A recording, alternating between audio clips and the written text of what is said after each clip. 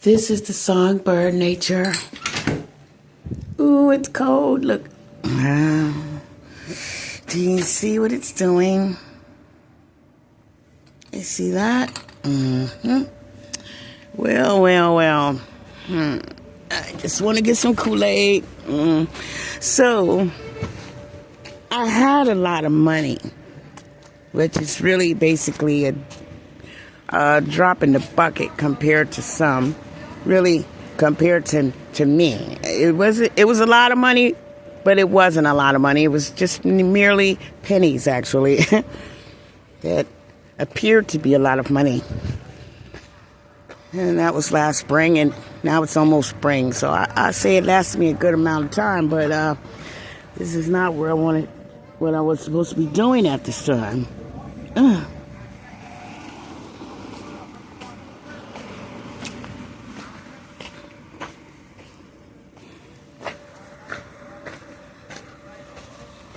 So what I was supposed to be doing at this time was I should have been in a house by now. I could say I didn't have enough resources as far as not money, but rides to get places on time, not to have to keep changing appointments. It's nobody's fault. It's just the way it worked out. So today I talked to a VA specialist, which I've been trying to do from the beginning. But it seems like somehow these people that are not part of the VA wanted me to get loans from them, even though I had enough money, whatever, blah, blah, blah. Everybody wants to just make money. Nobody cares about the repercussions of another person's life. And while they held me up and wasted my time with all their shenanigans, trying to get their commission just for talking and wasting people's time. And actually, I had given up when the lady told me that I didn't have any bills on my credit report. Not none. And that was the good thing. That was a disappointing thing. Really didn't make any sense. So basically, I just spoke to a VA loan officer for the first time. And I told him I want a $0 house, zero down. My Aunt Norma Claiborne told me about dollar houses when I was 13 years old. And I learned. I never knew it would be my turn to get a dollar house. I never knew that. And I definitely never thought of myself in some trailer park. I heard about them. The first time I seen a trailer, I was 11 years old, and I was down in Alabama. And my cousins, the McNeils, they lived in a shack, what you call a shack. And it was nothing but love in that shack. There was more love in that shack than there are in many mansions full of money and jewels and everything. I know that for a fact. Okay? There was so much love there. It's still inside of me. It's what guides me a lot. Okay? But the mom, she worked night shift and morning shift. And one day, we came home. We came from school. That was my home, but it felt like home. Come out from school, and I go over to visit and for the weekend. I love staying weekends with them. And there was this trailer house in the back. This is the first time I ever seen it. It was a long house. I went inside. It was beautiful. Paneling on the walls, beautiful floors, nice kitchen. I cooked in that kitchen for my sister and brother, Crystal and Frank. Even though we went, and I had my sister and brother with me. And they were like 2, 3 years old, 1 and 2, whatever. And I was responsible for cooking for them, and I liked it. I liked that responsibility, and I cooked for them. Ooh, I didn't know that was like that. And I cooked for them, that hamburger helper, I remember it was the sliced potatoes with the hamburger and the cheese. I made that for my sister and brother. Most of the time, we ate with with the family, with their cousins. But a couple of times, sometime my mother, she just dropped us off with some food. You know, a lot of time. And just really excited. I heard all these jokes since then, since I've been grown, about trailer houses, trailer trash, blah, blah, blah. Anyway, so I was talking to the VA and letting him know that because of certain situations, I don't even have all the money I should have. Like the fact that I didn't have anybody help me fill out the papers, and they told me I deserved that, and I got the letter a few months ago and still haven't worked on that because I'm just, there's so much to work on. There's always something else to do. And money I need, but it's not at the top of the list. It should be, but it's not. So I'm talking to the VA specialist, and I'm telling him, you know, I remember their dollar houses. And the lady told me, and last time I spoke to her, some other agent who was not part of the VA, told me there was no such thing, no kind of $50,000, nothing, no nothing. Nothing left, nothing like that ever again. That was years ago, and it's never going to happen again. That's what she told me. She lied. Because I Googled it, and then I looked up some stuff. And I asked him about it. You know, the dollar house, the fixer-uppers, whatever I need is what I'm going to do. It has 4 walls, it has heat, and it has running water and a toilet and a kitchen. And that's what I care about right now. It's not about what it looks like. It's not about what color it is. It's not about if one wall is pink and one wall is green and one is blue. It doesn't matter. All that matters to me is that it has walls, it's warm, a floor that doesn't fall into the basement.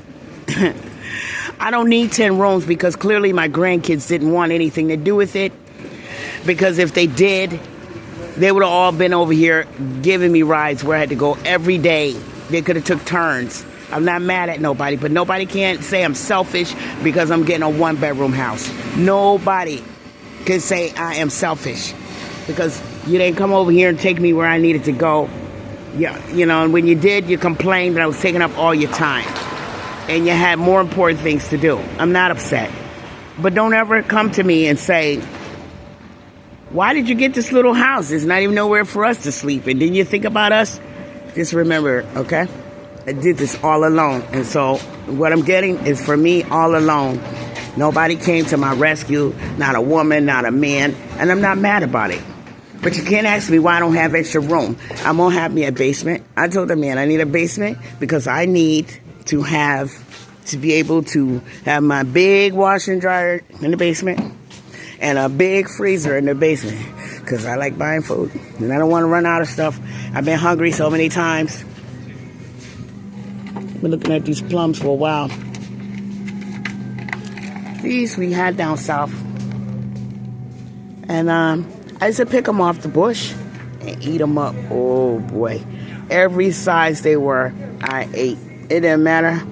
Oh, I love them. Oh, cherry plums, that's what they call. Let me see if I can get a good variety. Some good ones. These look good. And I want to make sure I don't have no rotten ones at the bottom. I always look at the bottom. That's where they hide all the rotten stuff. Oh, see, that is wrinkled. You don't want that. That's sour and it's going rotten. That's going rotten. And look at these. Let me see. I got my... see that? It's going wrinkled. Okay. They were there since last week. I just should have got them last week. Let's see. I like it when you magnify the camera. You can see more. Let's see. Yeah, I think I did take these. What's this? Cranberries? No ordinary berry cranberry select premium.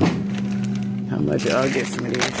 I gotta have my fresh fruits, and especially now that I'm going through what I'm going through, I need to keep my body and my blood happy.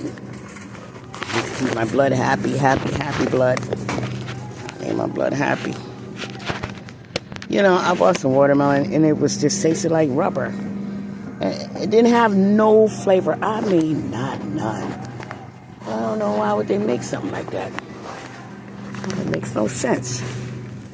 Oh, that's right. I'm supposed to be buying some Kool-Aid. Let me go get my Kool-Aid. Hey, Kool-Aid. I ain't one of these. This right here. You already know the story about this. We used to eat these in Alabama at the McNeil house. Speaking of the trailer, that was the most beautiful little house I ever seen. It was kind of big on the inside though, but she had a 3-bedroom. And I'm just looking at a 1-bedroom, and it's got a big old yard. I don't care if it's the house, the trailer house. I don't care which one it is. I don't care if it's the dollar house on Bay Street that's boarded up. It doesn't matter. It don't even matter. Because I want what I want, and I couldn't get what the big ones I wanted because the kids never came through like they needed to because they're just too busy living their young life. And what I was doing was for their future. And they ain't thinking about that right now. And so when I'm gone, by the time they think about it, I'll probably not be on this planet no more. So they can't sit and try. I mean, they could say it, but here's this recording right here. Let's see if they can lose this recording. Where is the Kool-Aid? It's over here. Kool-Aid. I love Kool-Aid. My Kool-Aid now. My Kool-Aid. Don't start looking at stuff. You can't be buying stuff right now. I got my money in savings. I got a little bit of money on checking. Most of the money is in savings where it's always should be.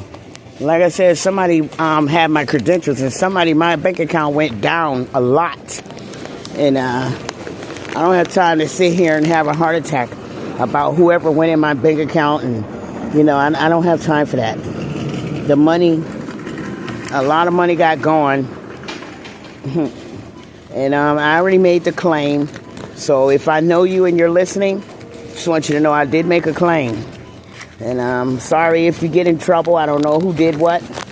But the bank is real good at tracing things. It might take a while, but they're going to trace it.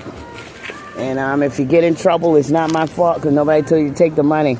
If there's more than one of you that did it, oh well, it's not my problem. I don't care. I don't care who gets in trouble. It makes me no difference because you had no business doing it. You shouldn't have did it. You shouldn't have did it. Whatever you did, you shouldn't have did it. Where's the fruit punch? I don't see no fruit punch. I don't see no fruit punch on. I don't see the fruit punch. I don't know what you want me to do. It's just